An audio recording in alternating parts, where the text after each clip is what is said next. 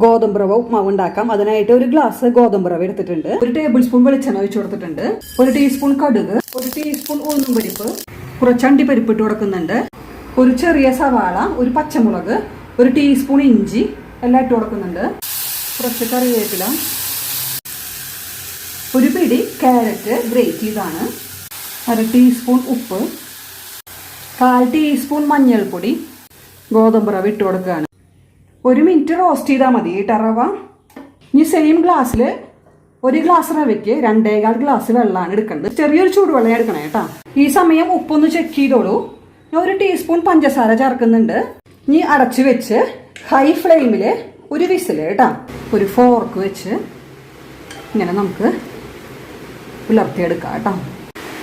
ഞാൻ കുറച്ച് tutti Frooti എൻ്റെ കയ്യിലിരിക്കുന്നുണ്ടായിരുന്നു. അത് ഞാൻ ഇത്തിരി ഇട്ട് കൊടുക്കുന്നുണ്ട് കേട്ടോ.